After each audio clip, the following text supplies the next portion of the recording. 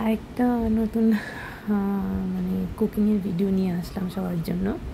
তো এটা হলো চিকেনের রেসিপি। মানে এটা সিম্পল, যেটা ঘরোয়া রেসিপি, মানে ঘরোয়া চিকেন আমরা রান্না করি। তো আমি সব মশলা মানে মেখে অলরেডি বসিয়ে দিয়েছি চিকেনটা। তবুও তোমাদের সাথে জাস্ট শেয়ার করছি কী কী মানে মশলা এটা আমরা দিয়েছি। তো মানে এটাতে আমি যেহেতু মানে ইয়েতে বেটে বেটে মানে বাটা মশলা দিই, তো তাই বেটে নিয়েছিলাম জিরে, আদা, রসুন, তারপরে গোলমরিচ, এগুলো সব বেটে নিয়েছিলাম। আর কিছু মানে এটার মধ্যে দেওয়া হয়নি এখন ইনিশিয়ালি, শুধু এই কয়েকটা জিনিস ইনগ্রিডিয়েন্টসই মানে যেগুলো বেটেছি। আদা, আবার বলছি তোমাদেরকে, আদা বাটা, তারপরে জিরে বাটা, তারপর হলো রসুন বাটা, গোলমরিচ বাটা। আর হ্যাঁ, লঙ্কা, যে শুকনো লঙ্কা আছে আমার, শুকনো লঙ্কা, হ্যাঁ আমি তোমাদের দেখিয়েছিলাম একটা ভিডিওতে শুকনো লঙ্কা, মানে আমি লাল লঙ্কা এনেছিলাম বাজার থেকে, তো সেগুলোকে শুকিয়ে নিয়েছিলাম। তো সেটাই আমি বেটে কিছুটা দিয়েছি, যাতে ঝালটা একটু ঝালের জন্য আর কি। তো খুবই ঝাল হয়েছে চিকেনটা, মানে অলরেডি এখানে কাঁচা লঙ্কা অলরেডি আই থিঙ্ক 10-12টা দিয়েছি, আর এছাড়া বাটাও দিয়েছিলাম। তো ভীষণই ঝাল হয়েছিল, কিন্তু খুবই স্বাদ হয়েছে মাংসটা খেয়ে, খুবই ভালো, মানে খুবই টেস্টি হয়েছে মাংসটা এইবারে। তো আলু টালু সব ভেজে নিয়েছি, দুটো এখানে দেখতেই পাচ্ছি দুটো পেঁয়াজও দিয়েছি, এরপর শুকনো লঙ্কা, যেগুলো আমি মানে বাজার থেকে এনেছিলাম, এগুলোকে এখন বেটে নেব। তো তাহলে কি হয় না, রঙটা একটু সুন্দর হয় আর কি। তো তোমরা যারা বাড়িতে পাউডার আছে সেটাও দিতে পারো, যাতে চিকেনের রঙটা একটু লাল লাল হয়। টমেটো দিয়েছি যেহেতু, তাতেও লাল হবে, কিন্তু মানে শুকনো লঙ্কাটা আর একটু লাল, বেশি লাল করবে, আর টেস্টও আনবে খাওয়ার একটু বেশি। তো প্রথমে কি করেছি, এগুলো সব দিয়ে মেখে নিয়েছি, সব মশলা দিয়ে মাংসটাকে, তেল, তারপর সর্ষের তেল দিয়েছি, নুন হলুদ দিয়ে, সর্ষে দিয়ে, সব কিছু দিয়ে কিছুক্ষণ মেখে রেখেছি, আধা ঘন্টার উপরে মেখে রেখেছিলাম মাংসটাকে। তারপরে তেল গরম করে কড়াইতে, ওটার মধ্যে তেজপাতা, পেঁয়াজ ভেজে নিয়েছি প্রথম, তারপরে টমেটোগুলোকেও ভেজে নিয়েছি।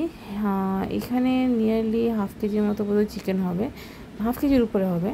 তো এই চিকেনটাতে তোমরা টমেটো মানে একটু বড় সাইজের হলে 1.5 দিতে পারো, আর যদি ছোটো ছোটো হয়, ছোটো বলতে মানে মিডিয়াম সাইজের হয়, তাহলে 2টো দিলেও চলবে এখানে। তো এইভাবে দেখো, আমি অলরেডি বেটে দিয়ে দিচ্ছি এখানে, এটা হলো শুকনো লঙ্কার যেটা তোমার বাটা।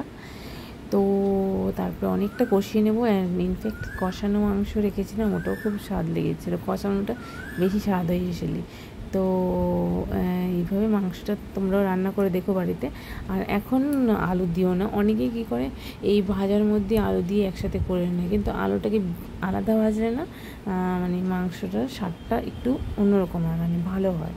তো তাই বলে মানে জাস্ট তোমাদের জন্য একটা মানে টিপস শেয়ার করছি, আলু কখনো মাংসের সাথে একসাথে দিও না, মানে না ভেজে দিও না স্পেশালি। তো আলুটাকে আলাদাভাবেই দিও। যখন মাংসটা কষা হয়ে যাবে, তারপর জল দেবে, জল দিয়ে, আমি তো এমনিতে গরম জলই দিই, দেখেছো তোমরা, ফুটন্ত গরম জল। তো এখানে কি করবে না, যখন মাংসটা ভাজা হয়ে মানে জল দিয়ে দেবে, তখন আর একটু ফুটলে, জল দেওয়ার পরে আর কিছুক্ষণ ফুটুক, তারপরে ওটার মধ্যে আলুটা দিয়ে দিও, তাহলে দেখবে মাংসের স্বাদটা অন্যরকম লাগে। তো এটা আমরা এরকমভাবেই করি, আমার মাকেও দেখেছি, মা এরকমভাবেই করে, তো আমরা এরকমভাবেই শিখেছি। আর সত্যি বলতে এরকমভাবে স্বাদ হয়, সেটা আমরা লক্ষ্য করেছি, খেয়েছি বিভিন্ন জায়গায়, খাওয়া দাওয়া হয় যখন, তখন মানে যেটা আমরা নিজেদের বাড়িতে করি সেটা বোঝা যায় কোনটার স্বাদ কীরকম। তো সেই জন্য তোমাদের বললাম, দেখো লাল লঙ্কাটা দেওয়াতে মাংসের কালারটা কিন্তু অন্যরকম হয়ে গেছে না, মানে লাল হয়ে গেছে আরেকটু। তো আমার একদম মানে সাদা সাদা খেতে, মানে সাদা সাদা বলতে কী, মানে একদম রঙ কম হলেও ভালো লাগে না আমার না, আমাদের ইনফ্যাক্ট আমার বাবাও খুব মানে এইসবে খুব পার্টিকুলার, তো আমরাও ওরকমই হয়েছি। আর আমার বড়ও ওরকমই, মানে মানে একটু মানে খুব একটু পরিপাটি করে খেতে পছন্দ করে। আর আমার ছেলেও সেরকমই হয়েছে অলমোস্ট, এইটুকুন বয়স থেকে মানে খাওয়ার জিনিসগুলো বুঝে, মানে যে কোনটা স্বাদ হয়েছে, কোনটা কীরকম হয়েছে। তো এই জন্য আমরা বাড়িতে একটু মানে এরকমভাবেই করি, যাতে একটু সব ঠিকঠাক থাকে। তো এইটা হলো চিকেনের একটা টিপস তোমাদের দিলাম, বাড়িতে ট্রাই করে দেখো।